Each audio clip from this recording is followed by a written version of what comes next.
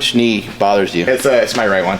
But for the most part, I'm good to go. And then where's some of the limiting range of motion that's left? I don't have any limiting range of motion. It's just like, I would say the one thing that maybe hasn't healed fully is where my MCL tore in 3 places. Just because if my foot turns out and I turn it in a lot, I can feel a little bit at the very end range. But other than that, I'm pretty solid for the most part. Nice. Yeah. Have you messed around with anything like myofascial release stuff? Actually, the very end of the rehab process is when I started really doing a lot of, maybe not specific myofascial, but just in general, just digging into it. And that's when I noticed a lot of progress, because when I was doing my Nordic curl, it was like just unbearable to go down, like where my PCL tore fully. And I just started having my girlfriend dig into it with the ball every single day. And I noticed every single day I made like tons of progress, just because I don't think I put too much credit into how much scar tissue probably built up in the area. And then as soon as I started doing that, then I started noticing noticeable progress, like kind of revamped again. Yeah, but I'd like to have you try a couple things. First thing would be, I can't find like one of the balls that I normally use, but you can take this guy and all you're gonna do is put it behind your knee. So you're gonna get your leg like a little straighter. Put this guy kind of behind your knee like this. Smart. And then you're just gonna try to crush that a little bit. And you're more flexible than me, so you can just get in like a Seiza position. Like you're trying to like sit on it, basically? Okay. Yep. And if that doesn't work, you can try the gangster wrap. Oh, that's cool. Gangster wrap probably works better actually, because it's larger. Just straighten your leg out a little bit. Oh, that's smart. Yeah, because that's so anything that you can kind of cram in there and just do that, and you can do that for 2 minutes. Do both legs every, one hold straight for 2 minutes. Yeah, you can move around a little bit. Or wow, that's smart. Do you feel like digging in a little bit? Yeah, because where my knee, where the PCL tore, this specifically right here just was like super tight. Yeah. So what that'll do is that'll put pressure there. What you're basically looking for whenever you have an injured area is you're looking for pressure on both sides, or compression and decompression. So we compress the spine with like deadlifts, and we compress the spine with squats, and then then like how do we decompress that? We can use like the reverse hyper. We can use other means to like recover and try to pull the body back apart. So this is creating pressure in here, but it's creating space in the front. You know what I mean? It's like opening this area up, because there's more pressure and force back through here. That's cool. How long have you been using something like this to help you out? I've been doing all kinds of stuff like this for maybe like the last year or two. Wow. Yeah. Probably mainly the last year, but I feel amazing because I can fix anything on myself. It just takes a little intuition, You're just like, oh, this is soft. You wouldn't want something really hard back here for this, because this is like, it would just be way too much pressure. You don't use like a ball at all for that? You can.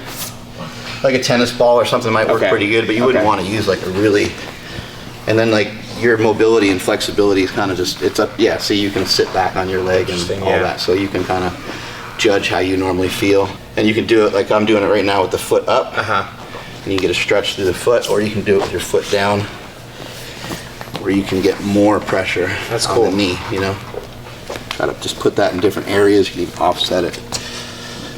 Yeah, that feels amazing. So you could do it on the inside too? This way? Interesting. Yeah, it hits it perfectly. Yeah, because it's interesting how the injury made the tightness like run down into my calf too. I felt that. Another thing you can do too is you can, let's see, maybe get like, and just have your leg up and your knee bent, with your heel up here, and then bend here. Bend, foot down. Bend. There we go. And now in this position, you can kind of just work on some of this stuff back in here on your own. But like your girlfriend or somebody can kind of, pull. Like that's not too much pressure. No, that's good. You can kind of just like almost like try to pull the knee apart. But these tissues, they're really resilient. So you can even kind of chop at them a little bit. Okay. And that'll create more space. I literally have seen people go down into a squat and be stuck like this. Really? But from activating some of that back there, they can get lower. Then drive the knee forward a lot more. What was your injury that you came back from? I know you had a couple of knee injuries, right? Yeah, I tore a bunch of stuff, but my knees overall were just like, they were just in pain. They were just sore, and so I had to do a lot of just strengthening of the actual muscles around the knee, the shin and the backward sled drags and all that kind of stuff. But I've been doing that stuff for a pretty long time. Yeah. And your knees feel pretty good running now, huh? Oh yeah, no pain. But you see how laxed the area is now? Yeah. And so now you can get into it. But if you're like standing and you try to do it or something, you can't get into anything because it'll be too like solid. When you release the quads, do you notice that helps too for you specifically? Okay. Yeah, I'll show you one more thing. Cool. You can do for your leg. It's really funny because everyone comes in here and they kill themselves with it. 'Cause they think it's a ball you can use for slams, but it bounces really high. So people come in and they go poof, and they like knock themselves out. They're always like, oh fuck.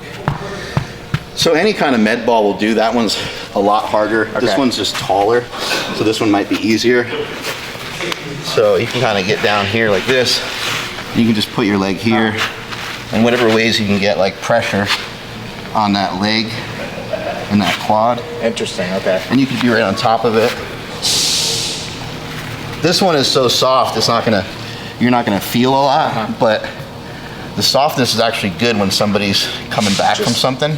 Somebody has a little area that's been a little tweaked. Why do you prefer the taller one over a smaller one? Just the leverage. Okay.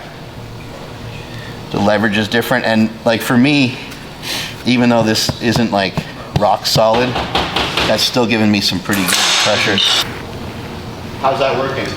Good. Yeah, it's like digging on the very edge of my teardrop is a new place I haven't felt before. Like here. Good. And then you can even do other shit like this. You can take this guy, pick that leg up. Oh wow.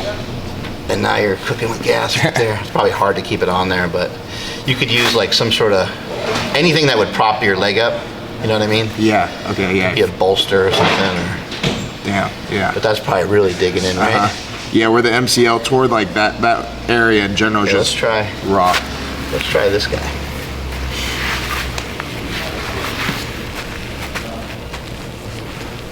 Yeah. That guy's getting in there pretty good. Oh yeah, I can feel it run down into my knee for sure. That's good.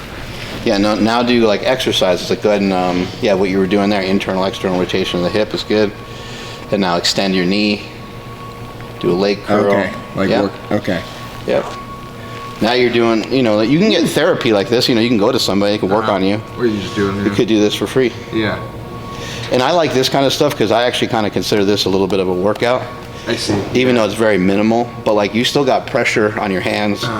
You're still balancing yourself. Like if you do this for your whole body on, say you pick like one day a week to do it for your whole body, this wouldn't even lift that day. Oh, that's just cool. do just Okay. this. Yeah, you're gonna be sweating. You're gonna be By when you're done, you're gonna feel like you did something anyway. Yeah, my hips burning us. Because usually they're going to be moving your leg like this for you, but I can see how being able to just move it yourself would be beneficial in itself. You can also put pressure on the area that you're working. You can flex against the ball, and then Yeah, it sounds brutal. Okay. you can flex against the ball, and you can kind of work through the pain by tightening up your muscle, and then you can loosen the muscle up. But when you loosen it, is when it will get in there deeper. Interesting. Yeah. It's kind of like jiu-jitsu, though. You get to get control over something. Like you're able to control the muscle. You're able to work the area. Yeah. Once you learn how to control somebody, that's the whole mastery of the game, right? Right. That's interesting. I wonder how much more of the MCL tightness I feel is because of the I would quad right here. go up higher towards your groin, and you'll probably notice all kinds of shit in there. It's probably kind of tight too, especially with the movement you were talking about. Yeah. Yeah. And then this is also giving a passive stretch to the hip, because it's pushing your hip out quite a bit, Looking away helps put a little bit more leverage on it. Yep. And it's always good to think about like opposite sides. So you're working that side. Now what you could do is you could kind of roll over to the other side and see if you can start out in this one and just kind of roll through here and see if you can get some pressure on some of that. Sometimes at first when you do this stuff, you won't really feel much. Sometimes you have to spend like a minute to relax your muscles. And then they'll kind of give way, and they'll allow you to like work through the area. I see. It's like when you first go on there, it's like getting into a cold plunge. It's like, oh. and your body wants to kind of hold everything together. What do you think progressing like big balls to smaller to further pinpoint the area, is that like a progression you would make? Yeah, that's part of it, and then just the hardness of the ball. Okay. But this one's just so hard that it's gonna usually get into whatever muscle you're working. Right. Like I do my quads on here, and I do everything on here. But I like the fact that the ball too will get some skin in certain areas, and it will like pull your skin. So if I'm just doing a movement like this, it's kind of like, oh yeah, it's pulling the skin, it's pulling on the fascia. But anytime you have a little tweak, if you just work it out, go ahead and try that guy now. If you just work it out, it will never be a problem, you know? Yeah, It's like that's taking your car and you get the oil changed and that shit. Makes a big difference. Yeah, this one's a big difference too. I can feel that. So you can work your way down your leg more. Yeah, there. Yeah. There's all kinds of shit too. If you can talk one of these guys into doing some of this with you, you guys can also, you've seen some of Kelly Starrett's stuff before, right? I don't think so, no. So Kelly Starrett talks a lot about like mashing and smashing. Okay. Go ahead and lay down on the ground on face down.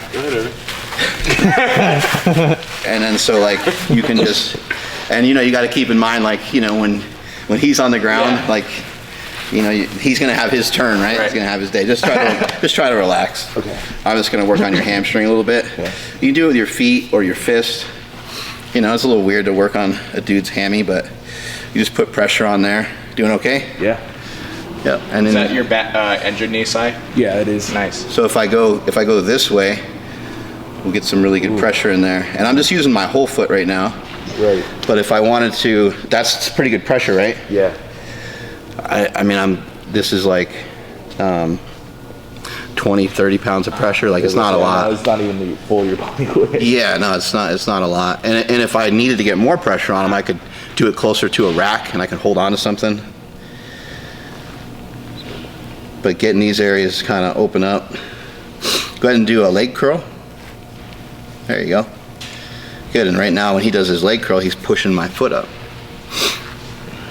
Use your heel too or no? Yep, do a couple more. Like, yeah, you can move your foot around as you're doing it too if you want. Oh yeah, I could use my heel. Yep. This area right here, it's hard to get to. You have to like go down and then in. And this is the bicep femoris, and for some reason on everybody this is like just totally shot. You can go up to anybody that lifts, Right. push on this spot, and they'll want to kill you. Okay, good. Just relax, and then we'll do a little bit of heel. Just take some pressure off. We'll go here, out here more. How we doing? Yeah, And then if he pays extra, we can go right into the butthole. That's only on the weekends. I got up. Venmo. Apple Pay. Cling. There you go. You survived. Oh, thank you. Good job, Irvin. Yeah, man. I wasn't sure about this. Appreciate it. He's like all doing box jumps and Yeah, all right. That feels dope. shit. Yeah, a little bit goes a long way. What's going on, guys? It's Jimmy House here. We are here at Super Training Gym in Sacramento, California to do the Mark Bell podcast, to do the Ensema and Josh Settlage podcast, to do the Anabolic Activities podcast, to get multiple workouts with the man, the myth, the legend, Mark Bell. And it's all brought to you guys via the Jimmy House YouTube channel. Hope you guys like the content we made this weekend.